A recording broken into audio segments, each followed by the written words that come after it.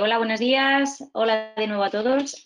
Bueno, antes de comenzar esta siguiente ponencia, pediros a todos disculpas porque ha habido un error en las horas que estaban en el, justo para meteros en los enlaces. El programa está, bueno, lo tenéis el programa completo. Incluso vamos a seguir los horarios que están aquí establecidos, ¿vale? Es decir, ahora tenemos una charla a las 11:45 y a las 12:45, sin descanso, ahí vamos de seguido, empieza la mesa de debate, ¿vale? De todas formas, para la tranquilidad de los que os habéis conectado un poquito más tarde, estas sesiones están siendo grabadas, por lo tanto, se os harán llegar, ¿vale? Los que os habéis conectado un poquito más tarde, que tengáis en cuenta que os llegarán, ¿vale? Bueno, veo que vais haciendo preguntas, perdonadme porque en la anterior charla no me he dado cuenta yo de las preguntas y estaba mirando solo el chat. Si hay alguien que tiene alguna pregunta que no se ha respondido en la anterior ponencia, por favor, luego en la mesa de debate las volvemos a poner y así Paula y yo podemos dar también respuesta a esas preguntas. ¿Vale?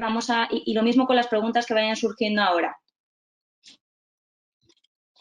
Vale, están diciendo que no se escucha. Vamos a ver si vamos. Yo voy a comenzar y os ayudarán a resolver el tema logístico. ¿Vale? Bueno, bueno, mi ponencia, mi charla de ahora tiene como título Deporte femenino y TCA, la importancia del trabajo en equipo para la prevención, detección e intervención.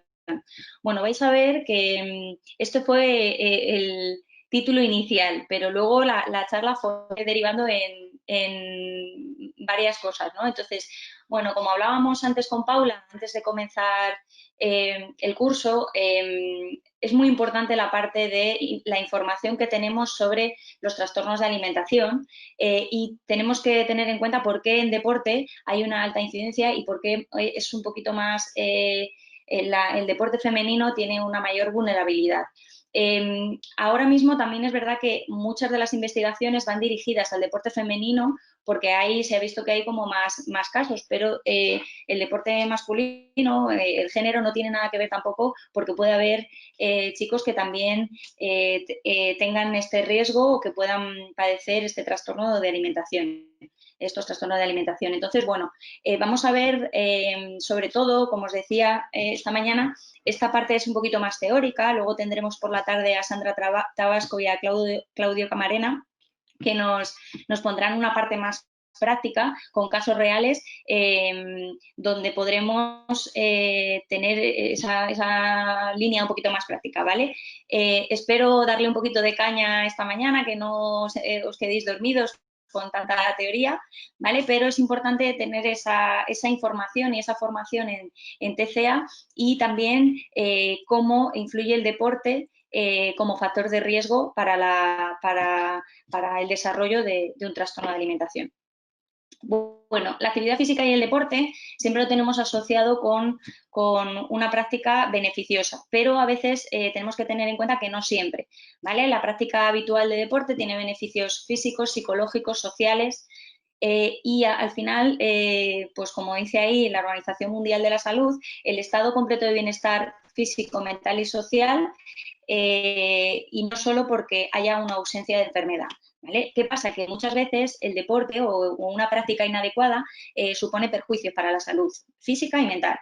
Aquí os pongo algunos ejemplos, ¿no? Se puede dar adicción al ejercicio, un exceso de competitividad, a veces el carácter laboral del deporte con esa profesionalización y esa mirada solo enfocada a los resultados también genera estrés. El estrés también puede producir más riesgo de lesiones deportivas.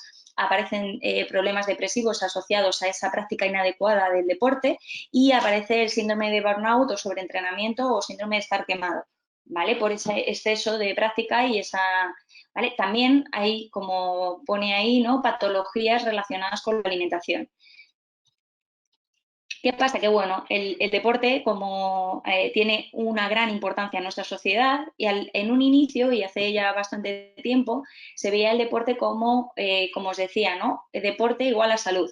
Pero ahora ¿qué pasa? Que con todo el boom de las redes sociales, con todo el tema de las tecnologías, pues muchas veces ya deporte no solo se asocia a salud, que esto ahí es algo, es un factor de riesgo, porque ahora deporte se asocia, pues más, yo lo digo así de broma, a postureo, ¿no? Entonces, mucha gente practica deporte con el fin de obtener un cuerpo atlético y estéticamente dentro de los cánones de belleza. ¿Qué pasa? Que esto es un factor de riesgo, porque no podemos olvidar que el deporte tiene unos beneficios, pero si el fin último o el fin que le ponemos a la práctica deportiva va solo dirigido a, como también nos comentaba Paula, adelgazar o a ponernos fuertes, tal, pues ya estamos perdiendo un poquito la parte beneficiosa del deporte.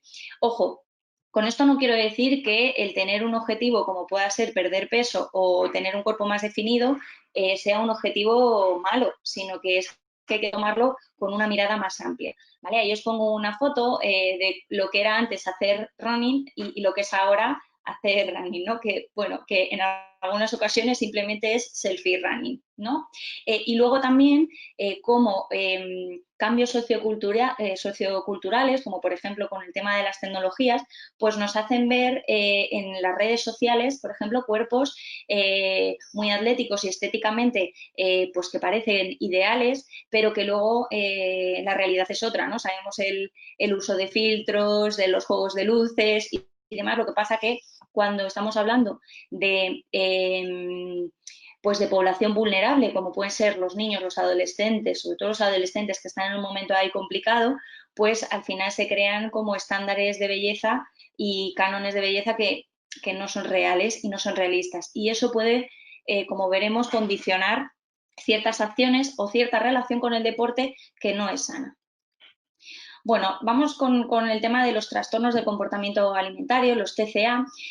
Bueno, según la Asociación Americana de Psiquiatría y el manual DSM-4 revisado, ahí, bueno, también está, el último es el 5, o sea, el manual este es el que utilizamos todos los psicólogos y psiquiatras para diagnosticar cualquier trastorno.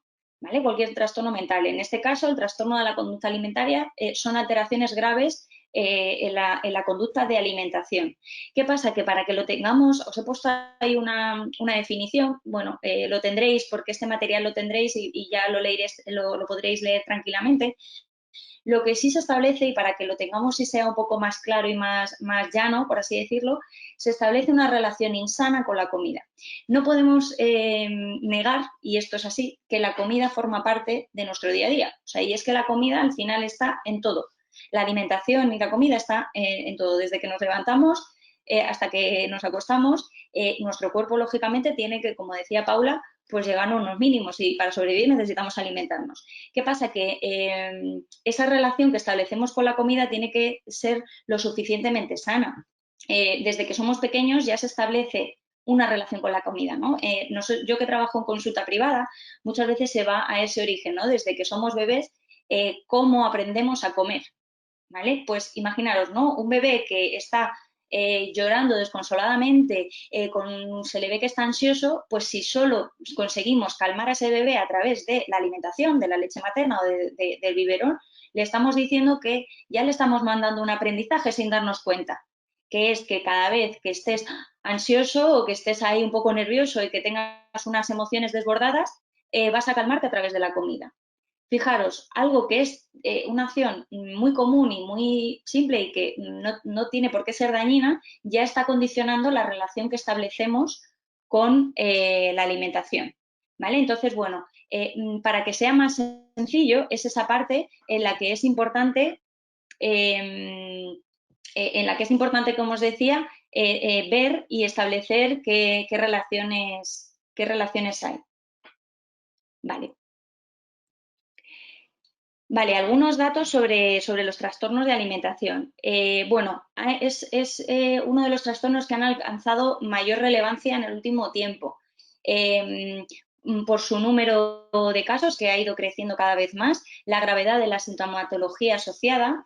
Hay casos que cuando ya, como decíamos con Paula, cuando ya no se detectan de una manera precoz, el riesgo es mucho mayor y la sintomatología asociada es muy grave, sobre todo en casos de anorexia, como veremos después, ¿no? La resistencia al tratamiento y un mal pronóstico, lo que os decía, hay una parte ahí que lo veremos que hay un punto de negar la enfermedad, por lo tanto es más difícil el tratamiento y hay un pronóstico peor. Constituye hoy la tercera enfermedad crónica entre la población adolescente y juvenil en las sociedades desarrolladas. ¿Qué pasa? Que lo que os decía, todo influye, las redes sociales, dónde ponemos la atención en lo importante, toda la educación nutricional que decía Paula, pues a veces intentamos, tenemos un montón de información en la palma de nuestra mano con el móvil, con el ordenador y demás, pero a veces no sabemos hacer un buen uso de ella. Por lo tanto, aquí esto también supone un factor de riesgo. Las edades y el género, y aquí es donde os decía, ¿no? Pues son más vulnerables los adolescentes y la primera juventud, ¿no? La adolescencia, que es donde están, pues donde están desarrollando su identidad, donde todavía están aprendiendo cómo es el mundo y conociendo el mundo. Y luego, a nivel de género, aunque, como os decía al principio, las mujeres son más vulnerables, también es verdad que cada vez el número de casos en hombres está aumentando. ¿Esto por qué? Porque lo que hablábamos, ¿no? La sociedad del culto al cuerpo está haciendo de alguna manera mucho daño y está siendo un factor de riesgo, entonces tenemos que tener cuidado. Esto es verdad que también un factor de riesgo importante en el caso de las mujeres en el deporte femenino y algo que yo en mi experiencia profesional como psicóloga del deporte me encuentro, es que normalmente los entrenadores, sin darse cuenta, ojo, y la familia y el entorno, suele dar mucha importancia a los cambios físicos que se establecen en las mujeres. Como hablaba Paula, hay un cambio de la pubertad que en las mujeres lógicamente se nota mucho más, puesto que se ensanchan las caderas, hay unos cambios físicos, aparece vello, entonces todos esos cambios físicos que son observables por todos, muchas veces no se hace un buen manejo de la información o no se señala del todo muy bien y al final llegan mensajes a la deportista que justo está en plena adolescencia y en plena ebullición hormonal, le llegan mensajes posiblemente que suponen factores de riesgo. Bueno, es que estás más gordita, bueno, es que tal, bueno, oye, es que como no adelgaces es que no vas a rendir tanto, oye, ahora que te ha venido la menstruación y el periodo, pues oye, tienes que tener cuidado porque hay que... Entonces, de ahí se empieza a generar un caldo de cultivo que incluso en el sistema deportivo ya de por sí supone un riesgo añadido, ¿no? Por eso exponía alta incidencia en el ámbito deportivo porque hay factores de riesgo asociados a este ámbito deportivo. Vale, los trastornos de la conducta alimentaria, cuando hablamos de ellos, hay, como veis, bastantes tipos. Normalmente, lo que nos llega a la cabeza cuando hablamos de TCA suele ser anorexia o bulimia. Son como los dos trastornos más, no comunes, pero sí los más conocidos. La anorexia, estamos hablando de una restricción voluntaria de la ingesta, ¿vale? Ahí hay una restricción, sobre todo la anorexia restrictiva, se restringen totalmente los alimentos, lo que hace que el peso corporal baje muchísimo, ¿no? Que el peso baje, incluso cuando el cuadro clínico es muy grave, pues el peso está muy por debajo de lo recomendable. Se aparece un miedo tremendo a ganar peso y aparece con ese miedo, pues como están restringiendo alimentos, va bajando el peso de manera progresiva. Hay una autoevaluación exagerada de la imagen corporal e incluso el control del peso es obsesivo. Hay una distorsión de la imagen corporal. Se producen acciones compensatorias, es decir, si yo como, pues al final uso laxantes o hago más deporte, ¿vale? Para intentar mantener el peso y para mantener a raya ese miedo a ganarlo. Acciones compensatorias, como os decía, sobre todo en la anorexia purgativa. Esto de la anorexia purgativa es que no solo restringen los alimentos, sino que también hacen uso de laxantes, se inducen el vómito o utilizan bebidas con alto nivel, por ejemplo, de cafeína y demás para activar el metabolismo del cuerpo para reducir también el peso. No suele haber conciencia de la enfermedad ni del riesgo. ¿Vale? Esto es súper importante tenerlo en cuenta porque sobre todo en anorexia es muy común la negación del problema. Esto es complicado porque al final lo que hacemos es que tratamos de ayudar a una persona que no tiene conciencia de problema y además de salud y se ponen muy malitas en algunos casos. Llega la desnutrición y alteraciones del ciclo menstrual, como decía Paula, la menorrea es uno de los síntomas más significativos y que nos dicen que algo no va bien. ¿Vale? Luego tenemos la bulimia nerviosa, aquí no me voy a entretener mucho porque, bueno, para que tengáis un poquito de información de cada uno de los trastornos que aparecen, la bulimia nerviosa al final son atracones que consideramos atracón una ingesta de comida voraz e incontrolada y normalmente para que lo consideremos, lo categoricemos como bulimia, tiene que ser 2 veces a la semana durante 3 meses, ¿vale? Hay veces que aparecen atracones no tan frecuentes, que aparecen atracones esporádicos, esto no se consideraría bulimia.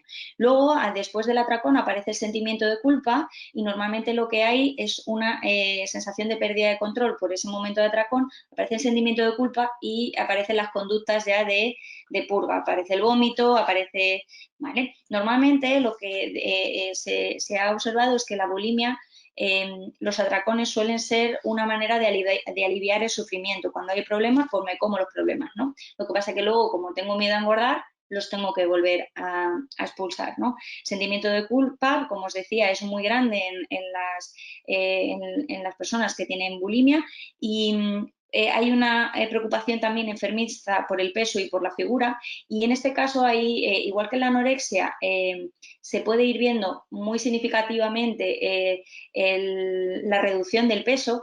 La bulimia tiene una dificultad que es que el peso suele variar, ¿no? Y puede estar dentro de lo normal, más bajo, más alto o que haya oscilaciones. Entonces es más difícil detectarlo mediante esa imagen corporal, mediante el peso.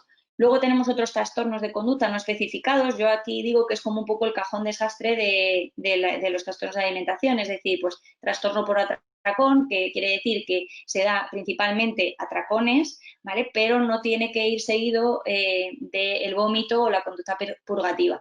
También aparece la obesidad como trastorno de conducta no especificado. Y luego tenemos otros trastornos subclínicos que serían la anorexia por actividad, el corredor obligatorio y la vigorexia.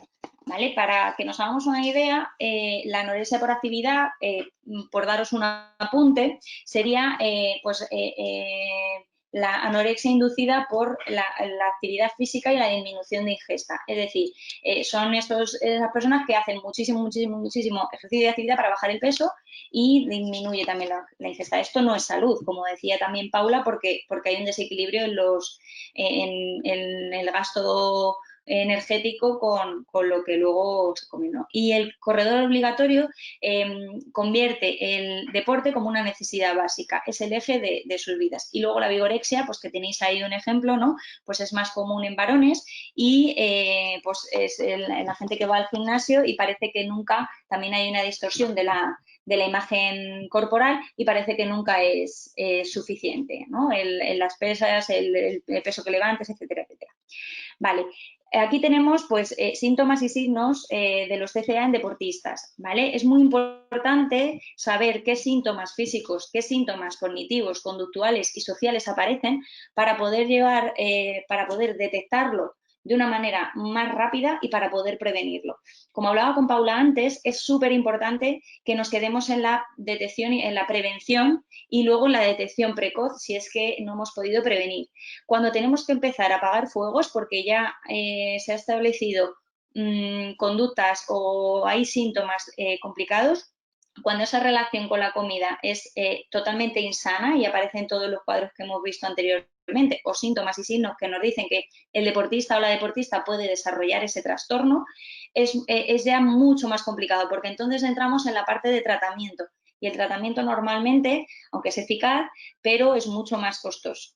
¿vale? Algunos de los síntomas físicos y algunos de los síntomas generales que aparecen en los diferentes cuadros, pues son el terror a subir el peso, trastorno severo de la imagen corporal, hay una distorsión de la imagen corporal muy, muy heavy, ¿no?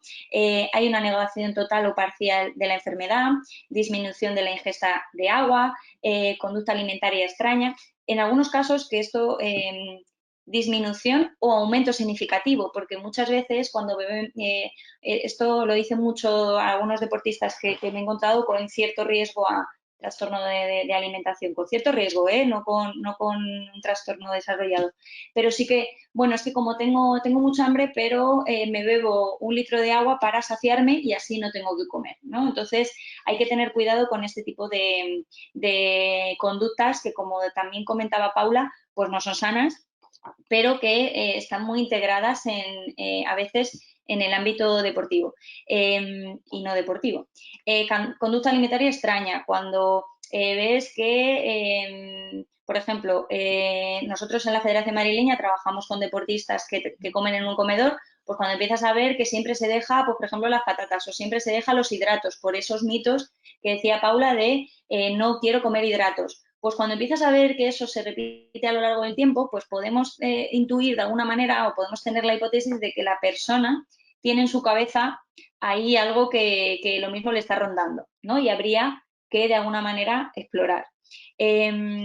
Bueno, irritabilidad, pesarse de forma compulsiva, dificultades de concentración, sensación de vacío, inutilidad, baja autoestima y confianza, dificultad para reconocer emociones, son algunos de los síntomas que podemos observar, ¿vale? Luego, en cada uno de los cuadros aparecen síntomas más específicos, ¿vale? Esto, sobre todo, os lo cuento para que tengáis ahí una manera de detectar o que tengáis ahí cierta alarma. ¿Qué pasa? Que en deporte, además, tenemos la dificultad de que en determinados periodos de la temporada pueden darse algunos síntomas de manera puntual. Por ejemplo, cuando hay alguna competición o cuando acaba alguna competición importante, cuando, ¿vale? Esto no quiere decir que el deportista vaya a desarrollar un trastorno de alimentación, pero sí tenemos que tener en cuenta que quizás algo no estamos haciendo del todo bien. Tuvimos un caso hace mucho tiempo, ¿no? Y a veces ha pasado, de deportistas que para su preparación antes de un campeonato pues cuidan mucho la alimentación, de hecho pues aparecen esas restricciones que como veíamos no son sanas, aparece yo no puedo tomarme pues eso, una hamburguesa, no puedo hacer no sé qué. Claro, esas restricciones al final lo que llevan es que cuando llega el momento del campeonato aparece un alivio, ya he terminado, por lo tanto ya fiesta, ¿no? Fiesta, entre comillas, porque ahora ya que he alcanzado mi objetivo deportivo, ya todo vale. ¿Qué todo vale? Pues que me voy a pegar un atracón vamos, que no lo va a saber nadie. O incluso durante el propio campeonato, si las cosas no van bien, como veremos, que puede ser un desencadenante, puede aparecer este tipo de conductas, atracones, restricción en la comida, o sea, más deporte de lo habitual en plena competición. Esto, por favor, hay que tenerlo en cuenta porque es un factor de riesgo y quizá la deportista que esté teniendo este tipo de conductas puede en un futuro desarrollar un TCA, ¿vale? Es como la antesala. Vale, lo que vemos aquí es fundamental porque normalmente si hay alguno entre los asistentes, imagino que habrá psicólogos, nutricionistas, que habrá también entrenadores o profesionales de la actividad física y el deporte. Normalmente lo que nos pasa es que nos quedamos en lo que vemos, en lo que observamos, ¿no? Hay una relación disfuncional con la comida. Restringe la comida, come muy poco, hay atracones, de repente come mucho chocolate, de repente, ¿vale? Se pilla un postre, esto lo hemos visto mucho en concentraciones y en campeonatos, ¿no? Se pilla un postre a escondidas de chocolate, un tal. Bueno, pues esto tenemos que tener cuidado porque ya nos da cierta información. Lo que vemos nos da cierta información de cómo se está relacionando el deportista con la comida. Y a veces este tipo de cuestiones, como vamos a ver, las estamos propiciando desde el propio sistema. ¿Vale? Hay una distorsión de la imagen corporal que, pues, por ejemplo, ¿no? Incluso con toda la buena intención del mundo, el entorno dice, oye, estás más delgada, ¿no? Esto ahí es un refuerzo para una persona que está restringiendo la comida o que está pensando en adelgazar, bajar peso, etcétera, etcétera, ¿no? se puede ver que se oscila de peso, de bajo peso a poco peso. Bueno, como que hay oscilaciones, ¿no? De repente, en ese control que hacen los entrenadores del peso, pues como que hay una semana más, una semana menos. Bueno, esto es lo que vemos, ¿vale? Normalmente también vamos a observar que el tema de conversación gira en torno a la alimentación. Cuando ya empieza a haber cierta dificultad o cierta relación no sana con la comida se convierte en un centro de atención para ese deportista. ¿Qué pasa? Que todo gira en torno, ¿no? Porque, como os decía, la comida está tan presente en nuestro día a día que es muy difícil no pensar en ello. Y si yo tengo un problema, ¿no? Pues dime que no piense en qué comer o no comer si es que tengo que comer. O sea, eso no lo voy a poder evitar. ¿Vale? Y lo que últimamente yo estoy también observando mucho es que hay un gran conocimiento sobre la alimentación, sobre los alimentos que son saludables, los que no son saludables, los que son interesantes, los que no, los prohibidos, los no prohibidos. Claro, ¿qué pasa? Le estamos dando el poder al adolescente, poder de tener un teléfono móvil, donde puede decir dieta para no sé qué, bajar tanto peso, ganar masa muscular, hacer no sé, no sé cuánto, lo que os ponía Paula ahí de voy a poner dieta en internet. Bueno, salen mil cosas, ¿verdad? ¿Qué pasa? Que eso al final se transforma en una sensación de control, pero en una sensación de control que no es real, ¿vale? Que no es real porque yo puedo saber qué alimentos son prohibidos, pero es que esto lo que estará potenciando es ese desarrollo del TCA, no estará potenciando mi salud, que es lo más importante, como decía Paula. Vale. Lo que no vemos, y ahí es donde los psicólogos siempre somos súper pesados y súper cansinos, lo que no vemos son todas las emociones que hay detrás, todas las necesidades que hay detrás que le llevan a ese deportista, a esa deportista, a cambiar y a cambiar su relación con la comida, a que esa relación con la comida sea insana. Hay un miedo intenso y terrible, ¿vale? Hay un miedo a ganar peso, hay un miedo terrible y tremendo a perder el control. Y hay un miedo tremendo a sentir emociones. Normalmente, como vamos a ver, una de las características de personas más vulnerables a desarrollar TCA es esto, ¿no? Que muchas veces la gestión emocional no suele ser muy buena. Por lo tanto, yo lo suelo decir así y entenderme, se comen y se tragan las emociones en atracones o incluso no se las quieren tragar, ¿no? Es decir, no quiero comer nada, ¿no? Y aparece ahí, ¿qué pasa? Que aparece detrás también mucho sufrimiento, como vemos ahí, mucha necesidad de controlar. El control es una palabra que está muy presente cuando hablamos de trastornos de alimentación. Hablamos también de problemas de relaciones, hablamos de culpa y la sensación de control de nuevo, ¿no? Hay una necesidad de control y una sensación falsa de control. Si yo hay cosas en mi entorno deportivo, en mi entorno académico, en mi entorno social, en mi entorno familiar, que no puedo controlar, ¿qué sí puedo controlar? La comida, ¿no? Es fácil, entre comillas. Si yo me quiero comer esto, no me lo quiero comer, tengo yo el poder, ¿no? Entonces, ¿qué pasa? Que esa sensación falsa de control también moviliza mucho. Desde la clínica, una de las cosas que se observa y que al final funciona muy bien es que normalmente un problema en la relación con la comida suele venir de un problema en las relaciones, en la relación con el entrenador, en la relación familiar, en la relación de pareja, en la relación con, ¿vale?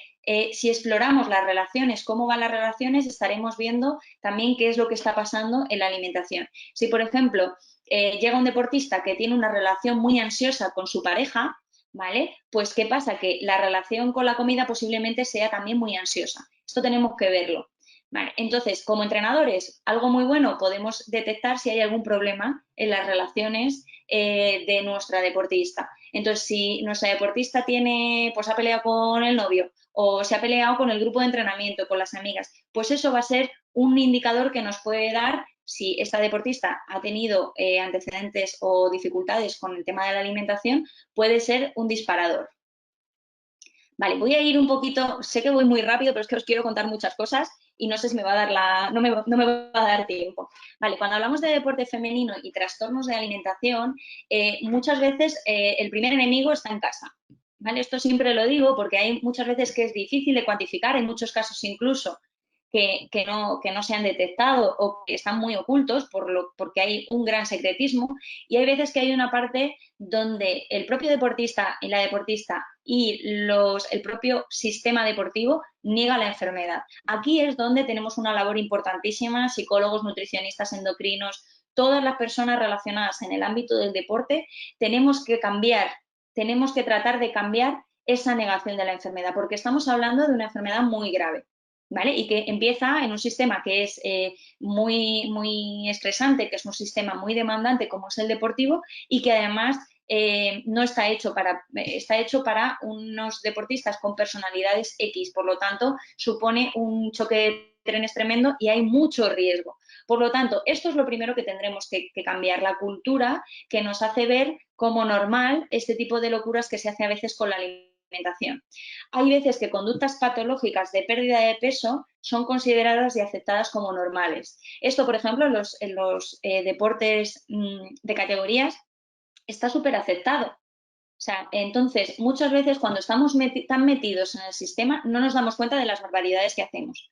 ¿Vale? Esto en deportes también estéticos, pues las mujeres son más vulnerables, porque al final un deporte como por ejemplo la natación sincronizada, que tiene mucho que ver con la línea de piernas, la estética que aparece, cómo son de bonitas en el agua, pues al final genera también un factor de riesgo, porque se cuida mucho la alimentación, pero una cosa es alimentación, restricción, y otra cosa, como decíamos, es cuidar la alimentación desde la salud. ¿Vale? Que esto lo ha puesto ahí Paula muy bien, porque es que estamos hablando de dos cosas diferentes. Entendemos que hay características del deporte que fomentarán que pase una cosa, pase otra, pero no vamos a potenciar ni a reforzar conductas patológicas. ¿Vale?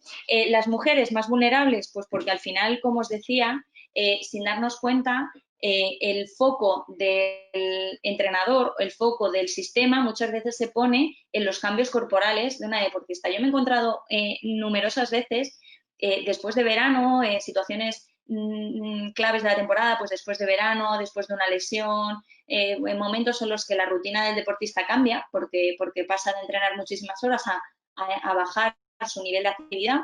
¿Qué pasa? Pues que normalmente los entrenadores hacen un chequeo, pero esto es automático. Hay veces que ni se dan cuenta. Hacen un chequeo de físicamente cómo viene la deportista. Y esto es un problema, porque muchas veces hay algunos que lo saben manejar y lo gestionan de una manera lo suficientemente buena para que no genere ahí problemática, pero hay otros que no, que directamente lo manejan de una manera muy mal y al final puede ser un disparador. Lo que os decía, la cultura de algunos deportes, la presión, la propia presión del sistema deportivo, las altas expectativas y el miedo a fracasar es algo que también condiciona mucho en deporte y que, como os decía, supone un caldo de cultivo para que aparezcan todas estas cuestiones.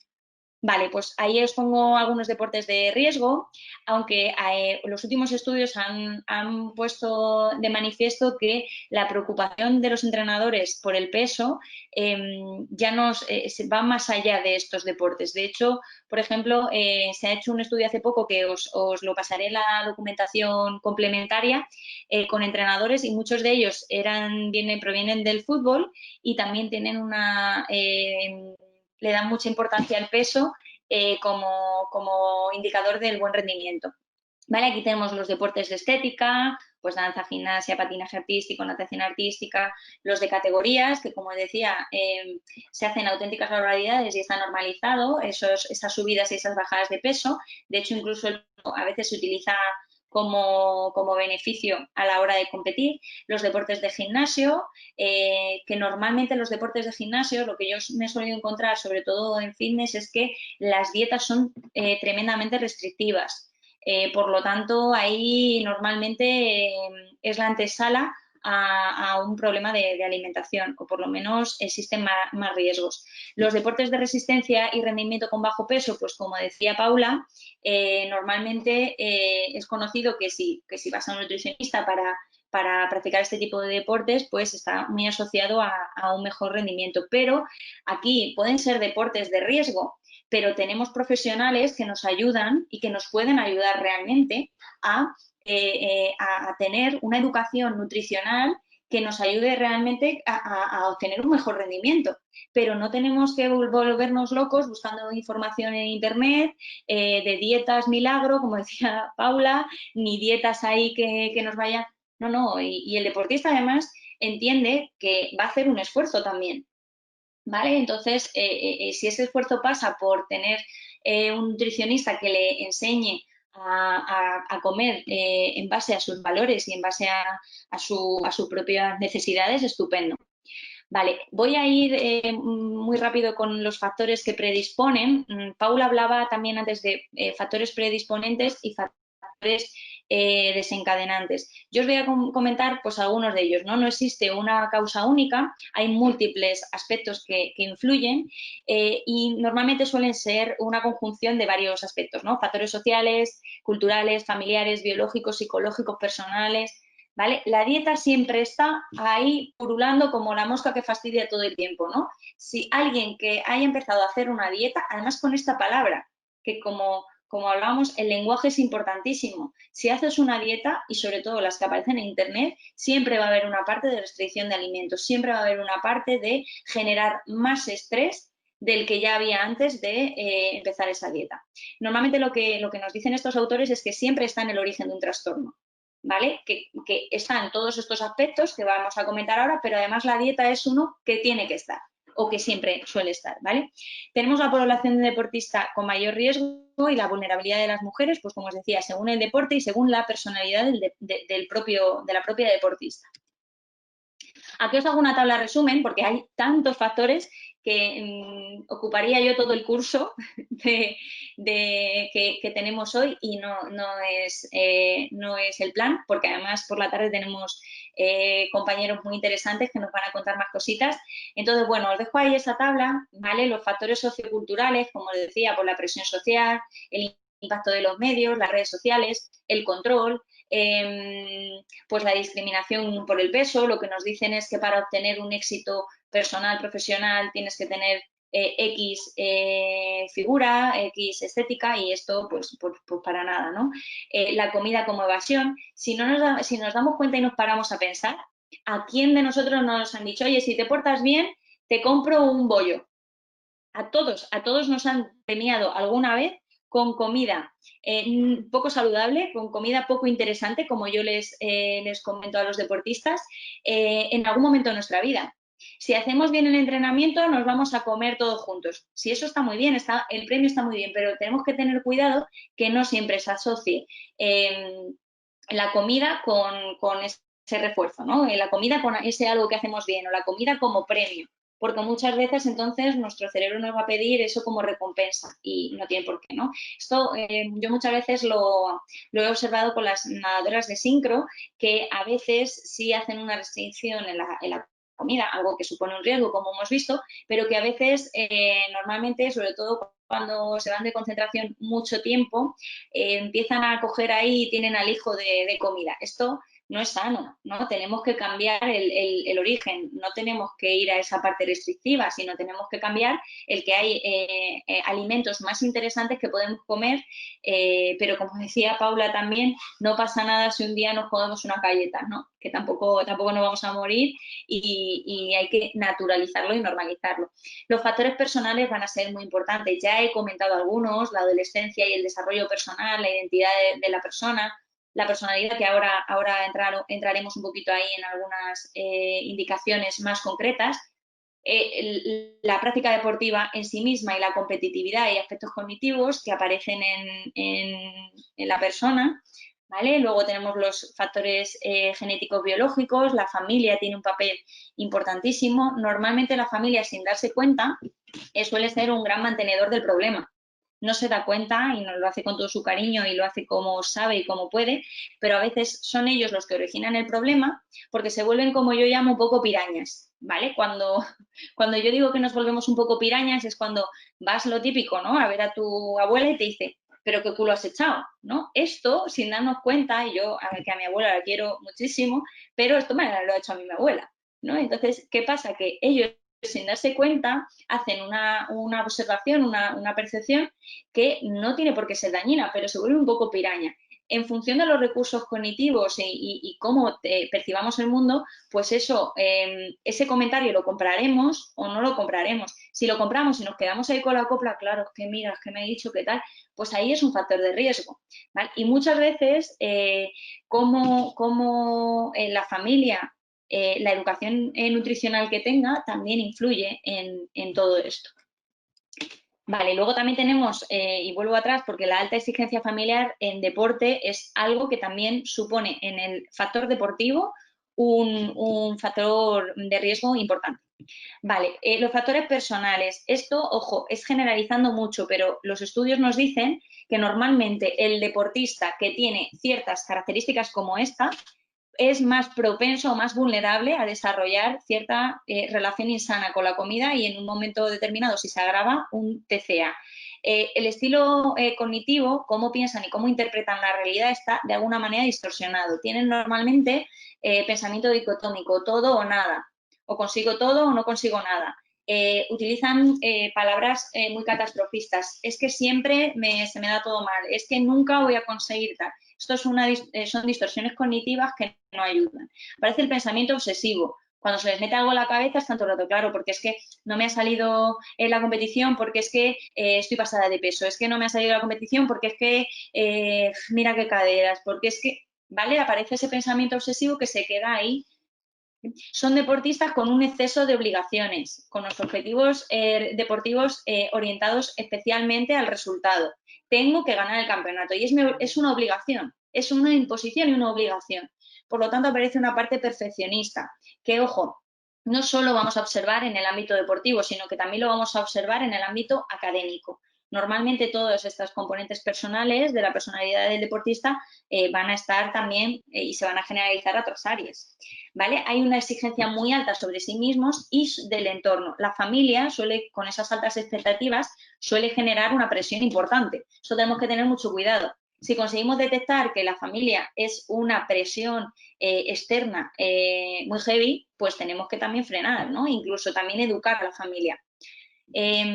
Cuidado con los fallos. Para ellos se convierte en un fracaso brutal, ¿no? Necesidad de aprobación y autocrítica constante, esa piraña, que yo os decía que suele ser a veces la gente de fuera, pues ellos en su mundo interno, que todos tenemos un mundo interno, aparece una piraña que les está criticando todo el día. Claro, es que te vas a comer ese croissant porque eres una gorda. Pues espérate, oye, vamos a ver, ¿no? Te vas a comer ese croissant porque estás cuidando tu alimentación, tienes un hábito saludable y por lo que sea hoy te quieres comer un croissant, que por cierto los croissants son mi bollo favorito y de vez en cuando pues cae alguno, no pasa nada, ¿vale? Pero a veces aparece, como os decía, esa piraña que machaca, ¿no? Y que genera todas esas emociones que os decía, el miedo, la culpa, la necesidad de control. ¿Vale? Y luego la parte de la competitividad. Estamos hablando de deporte y cuando hablamos de deporte, de tecnificación y entrenamiento, los niveles de competitividad suben a lo bestia. Por lo tanto, esto es otro factor de riesgo.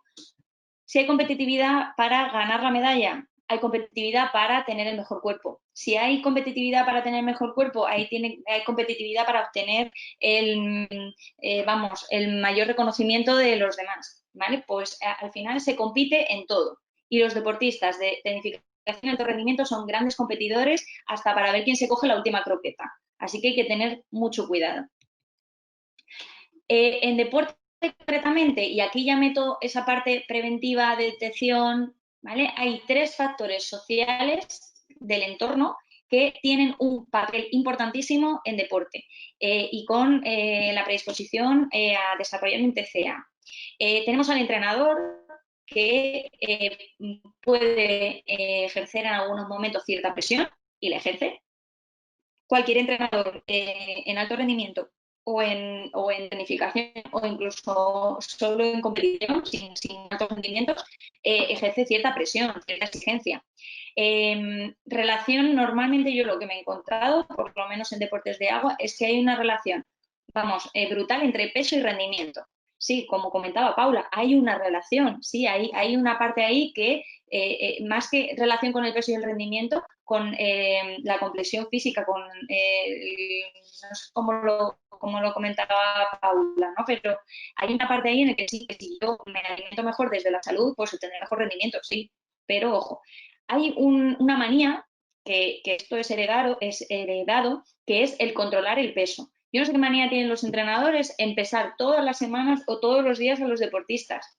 Y a veces con tan mala pata y tan poco cuidado que pesan en grupo. Todo el mundo ve el peso de todos, todo el mundo comenta el peso de todos, todo el mundo, oye, por favor, vamos a cuidar y a proteger al deportista en este sentido. O sea, que yo no quiera saber, que el otro sepa mi peso o yo no quiera comparar mi peso con el de otra persona porque somos totalmente diferentes, no quiere decir que yo sea muy pitimini, sino quiere decir que yo me estoy protegiendo. Porque lo mismo yo peso X y el de al lado pesa Y. Y yo ya me empiezo a comparar, yo ya empiezo a competir, yo ya empiezo a meterme ahí en ese pensamiento obsesivo de lo mismo no estoy bien o lo mismo mi peso no es el idóneo. ¿Vale? Esto no nos lo puede decir el entrenador, nos lo va a decir un nutricionista, nos lo va a decir un profesional de esto.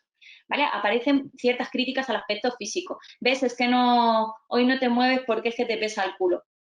Ojo, este tipo de comentarios que a veces se pueden hacer de una manera, yo no entiendo que no se hacen de una manera aposta dañina, pero aparecen y esto tiene vamos, llega al alma, ¿vale? Entonces, cuando hay deportistas que tienen cierto riesgo ya de primera, pues esto lo acrecenta.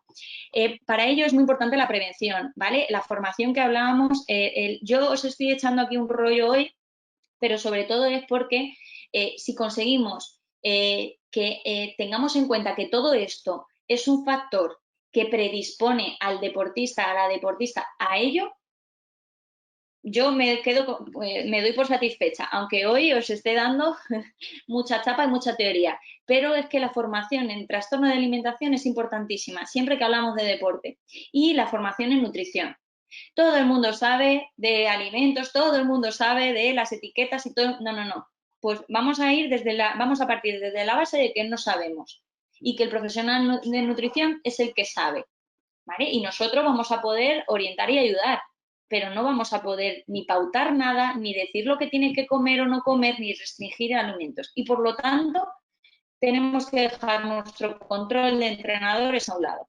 Esto es necesidad del entrenador. El entrenador necesita controlar el peso de la deportista, pero la deportista no necesita un control de su propio peso. Y si hubiese que haber, se tuviese que tener en cuenta el peso, vamos a dejarle al nutricionista, porque no solo va a tener en cuenta el peso, sino que va a tener en cuenta muchas más cosas. ¿Vale? Conocer a los deportistas también va a ser muy importante, porque si tú conoces ciertas características personales como las que hemos hablado antes, pues posiblemente tengamos un poder de prevención muy alto y de detección si vemos alguno de los signos o síntomas. Los compañeros también se convierten en un punto de presión, ¿vale? Por las comparaciones, los insultos, los motes. En deportes de equipo aparece mucho esto, ¿vale? En el vestuario aparecen los motes o los insultos y cuando son motes o insultos que tienen algo que decir sobre el aspecto físico del deportista, pues ya apagámonos, ¿vale? En deporte femenino, además, pues imaginaros, ¿no? Las comparativas también aparecen. Son más vulnerables, como decíamos, los adolescentes y la primera juventud que está en esa creación de su propio autoconcepto. Aquí, primero, es importante detectarlo. Segundo, prevenirlo. ¿Cómo? No vamos a darle la responsabilidad a los compañeros de cuidar a Pepita o de cuidar a Menganita. No, vamos a utilizar líderes positivos como modelos de actuación o veteranos. ¿Vale? Si vemos que hay un líder positivo y hay un veterano o una veterana que sí cuidan su alimentación desde la salud, estupendo, vamos a dejarles ahí que convivan un poquito, ¿no? Vamos a evitar comentarios y vamos a, como os decía, cuidado con el peso y sobre todo en grupo. Y luego la familia, pues como os decía, vamos a tratar de educarlos, ¿vale? Porque al final la familia lo hacen como pueden o como saben. Por lo tanto, vamos a darles herramientas para que también ellos desde casa puedan ayudar en esa educación nutricional. Al final, los deportistas se comen lo que les ponen. Entonces, bueno, si los padres tienen cierto conocimiento, pues ayudará. Vale, los desencadenantes, muy importante, los desencadenantes en deporte. ¿Qué hace que se desencadenen los síntomas? ¿Qué hace que empiece el problema? Pues normalmente, y no lo he puesto ni lo suficientemente grande, un cambio o crisis.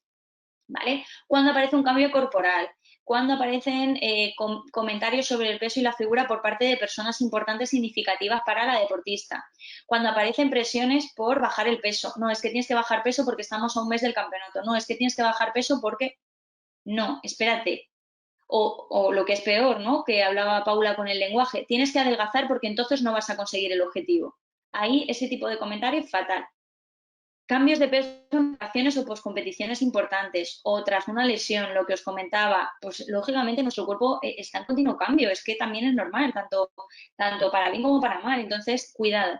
Y como os decía, si hay algún problema en las relaciones familiares, sociales con el entrenador o con cualquier persona del entorno, normalmente esto puede ser un desencadenante o incluso, como hablaba Paula, puede ser un punto de recaída y hay que tener cuidado. Esto como factor preventivo, entrenador, familia, psicólogos, nutricionistas, todo el mundo en ese trabajo en equipo, tenemos que estar muy coordinados para ver si ha habido algún cambio en la vida de la deportista. Aquí os he puesto fotos de deportistas, no quiere decir que las deportistas que os haya puesto hayan padecido o tengan riesgo de sufrir TCA, ¿vale? Esto lo quiero dejar muy claro. Vais a ver deportistas en todas las fotos, en una anterior estaba Lidia Valentín, no quiere decir que ellos tengan trastorno de alimentación y no me aventuraría yo nunca a decir nada, salvo que, como ha puesto Paula en su presentación, hubiesen ellos hablado abiertamente de esto y fuese algo que estuviese presente, ¿vale? Esta diapositiva, súper importante, ¿vale? Por favor, factores desencadenantes. Cuando hablamos también de deporte, el momento de la temporada en la que se encuentra el deportista va a ser también un posible desencadenante. ¿Vale? Si el deportista está en un momento de máxima tensión, máximo estrés, pues tenemos que ver cómo reacciona y si hay cambios en su relación con la comida. Porque, como os decía, si el deportista no percibe sensación de control en su vida, una de las opciones o una de las cosas que puede hacer es controlar la comida. O al revés, si el deportista se siente muy desbordado por lo que aparece en el entorno, normalmente la relación con la comida también estará desbordada y será desde la ansiedad. Factores mantenedores. Esto hay poquita literatura científica en la psicología del deporte para ver la intervención y la prevención. Hay mucha literatura sobre la detección y está muy bien, pero nos falta todavía seguir investigando para la intervención y la prevención. Por eso yo os recomiendo que si tenéis ahí detrás de la mosca detrás de la oreja y estáis detectando alguna cosa rara, algún síntoma, alguna cosa de las que hayamos hablado, yo os animo a que busquéis un profesional de la psicología, pero no solo que sea especialista en psicología del deporte. ¿Por qué? Porque al final, como veis, muchos del cuadro de TCA en población general no deportista, es importante tener formación en esto y luego también tener formación en deporte. O sea que yo os recomendaría que acudieseis a un psicólogo con ambas especialidades, en clínica porque va a tener mucha más información o mucha más experiencia con trastornos de alimentación en población general, y luego psicólogos del deporte porque van a tener en cuenta todo esto que acabamos de hablar del deporte como factor de riesgo. En esas investigaciones sobre la población general, que es lo que vamos a coger para ver que puede estar manteniendo un TCA o conductas insanas con la alimentación, tenemos que ver que el mantenimiento de la dieta y la negación del problema justificado, pues esto es un gran mantenedor. O sea, yo estoy teniendo una relación insana con la comida y mi entrenador me está reforzando esto porque me está diciendo que bien, que teniendo esta dieta voy a obtener un mejor rendimiento y voy a obtener unos mejores resultados. Por lo tanto, está justificado. ¿Vale? Esto a veces la familia, que lo pongo también ahí en el tercer punto, entra a este juego de la justificación. No, si yo estoy viendo que está haciendo grandes locuras, vamos, es que está comiendo esto y me dice que le prepare esto otro, pero bueno, es que su entrenador o es que tal, le han dicho que es que lo tiene que hacer, porque si quiere obtener los resultados, entonces la familia, que también está metida en el ajo de alguna manera sin darse cuenta, pues refuerza. ¿Y qué pasa? Que los procesos de refuerzo pues vienen dados por muchas cosas, ¿no? Vienen dados pues, por lo que os comentaba. Viene porque me veo bien, ¿no? Aparece el adelgazar, es un refuerzo en sí mismo, por lo tanto, ya está, check, refuerzo, check, verde. Refuerzo social. Normalmente me dicen, oye, que nos hacen comentarios, ¿no? Oye, pero estás más delgada, ¿no? Oye, pero estás más tal. Oye, pero bueno, ¿cómo se te nota la tripa tal? Claro, eso es otro refuerzo. La sensación falsa de control sobre su cuerpo y sobre la alimentación. Eso al final refuerza porque tengo esa sensación de control, como te decía, falsa. El TCA en algunos momentos también tenemos que ver que sirve para parar. Los deportistas cuando están sobre todo también en alto rendimiento no paran, no paran, están ahí todo el rato, ¿vale? No paran a nivel de competiciones y a nivel de entrenamiento. Entonces, el que pase esto, a veces, como las lesiones, puede servir para que el entrenador, para que el deportista frene en seco. Tenemos la bulimia también como forma de calma, de alivio, ¿vale? Lo que os comentaba, a veces hay una situación, se genera una situación tan grande de estrés por el tema del deporte, resultados, que al final es tan abrumadora que aparece bulimia.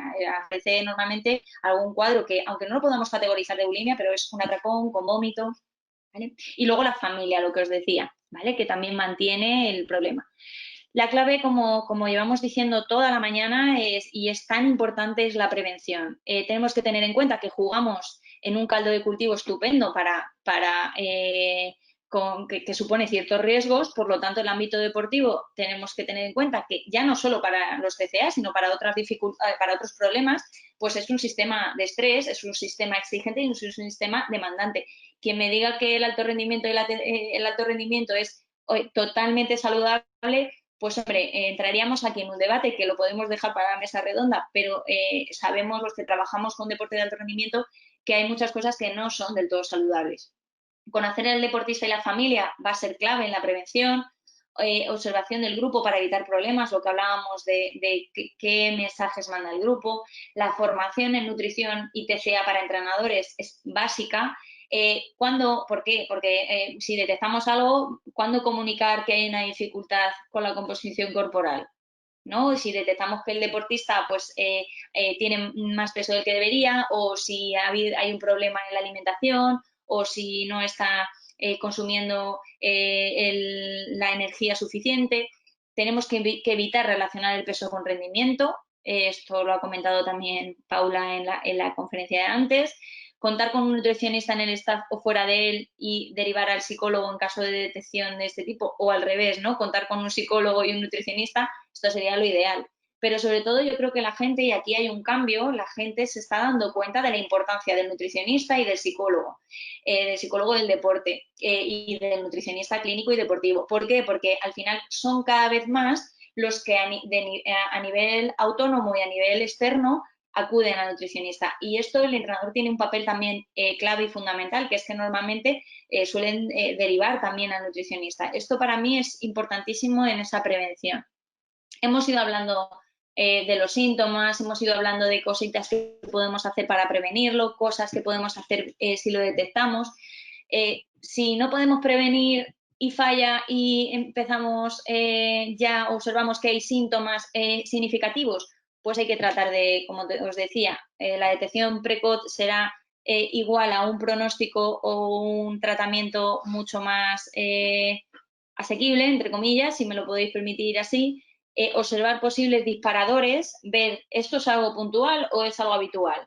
¿En qué momento de la temporada estamos? Para ver si esos disparadores tienen algo que ver con el momento presente o es algo que ya viene de antes. ¿Qué está pasando para que se origine? ¿Vale? Hay una competición cercana, el deportista está bajo de confianza, la deportista ha ganado peso y no se siente lo suficientemente bien, ¿qué está pasando? ¿Vale? Viene de una lesión, importante, ¿vale? El cambiar el lenguaje, como decía Paula, es importantísimo. Vamos, una de las cosas que a mí más me ha ayudado a trabajar con los TCA, con personas y deportistas con trastorno de alimentación, es cambiar mi propio lenguaje. Porque no podemos olvidar que nosotros mismos también tenemos ciertas creencias y posiblemente a lo largo de toda la charla a mí se me haya escapado algún gazapo, por así decirlo, o alguna cosa que no está del todo bien dicha, pero tenemos que tratar de reducir ese tipo de afirmaciones o ese tipo de información que damos al deportista porque son esponjas y todo lo cogen. Entonces, siempre que cambiemos el lenguaje y hablemos de salud, hablemos de educación nutricional, que hablemos de plan de alimentación, que hablemos de cuidado de la alimentación, y desertemos de nuestro vocabulario las palabras como pueden ser control, las palabras como pueden ser dieta, las palabras como pueden ser adelgazar, engordar, como hablaba también Paula, será fundamental e importante. Cuidado con confrontar. Hay veces que los entrenadores o las personas del entorno, con toda su buena intención, pues dicen, oye, tú tienes un problema con la alimentación, espérate, vamos a decírselo si lo detectamos con mucho mimo, mucho cariño y posiblemente con la ayuda de un profesional. Porque recordar, una de los síntomas más comunes es negar el problema, negar esa relación insana con la comida, porque, como decíamos, hay muchas partes que justifican ese cambio en la alimentación. Y acudir a profesionales, importante, nutricionista, psicólogo, deportivo y clínico, ¿vale? Y trasladar ese mensaje de hábito saludable y salud, ¿vale? No solo rendimiento. Y luego, bueno, esto os lo digo así rápido, el papel de psicólogo clínico deportivo, pues la importancia del papel multidisciplinar es que se mantiene una comunicación con el sistema continuamente, con el entrenador, el nutricionista y la familia también, para que todos trabajemos en equipo. Porque, como hablábamos, ¿no? Yo normalmente en la consulta clínica trabajamos con una nutricionista que nos viene muy bien para trabajar los trastornos pues, de alimentación y solemos tener más o menos el mismo lenguaje. Se trabaja mucho desde la parte de psicólogo clínico y deportivo, se trabaja con el mundo interno de la deportista con TCA. Como os decía, los deportistas y las personas que tienen TCA suelen tener una piraña, acordaros, la piraña esta que os decía que machaca, la suelen tener una piraña enorme. Les machaca y cada vez que se van a comer algo que les han dicho que está prohibido, bueno, empieza la piraña ya a funcionar y les dice, pero bueno, o sea, es gorda y además con este lenguaje, o sea, puede ser que alguno os esté dañando ahí, ¿no? Que digáis, pero bueno, este lenguaje, es que es así.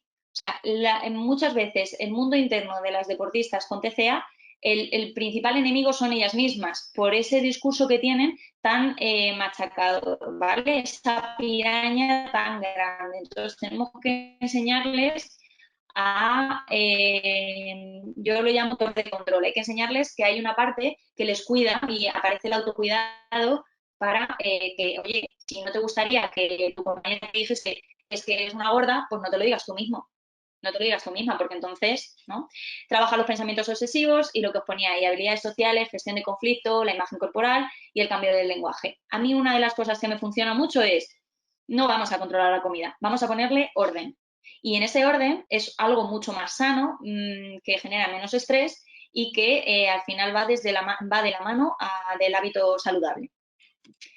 Y bueno, muchas gracias. Al final cogí de carrerilla y bueno, voy a quitaros aquí de la presentación. A ver, no sé si hay alguna pregunta. Sí. Vale, un minuto para contestar la pregunta de María Dolores, que dice, ¿cómo influye la lesión como indicador del TCA? Gracias. Pues normalmente, como te decía, la lesión tenemos que identificar por qué aparece esa lesión, ¿no? Si es una lesión por estrés, si es una lesión por esa parte. Luego también esto nos podrá, Paula, también dar más datos, porque cuando hay una nutrición poco adecuada, aumenta el riesgo de lesiones. ¿Vale? Esta ahora, María Dolores, la guardamos para la mesa redonda porque Paula también nos puede dar más información.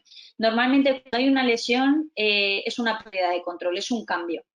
Por lo tanto, muchas veces muchos deportistas que son vulnerables por su personalidad o por su perfeccionismo, por su exigencia, pues ahí cuando aparece una lesión lo sufren mucho más.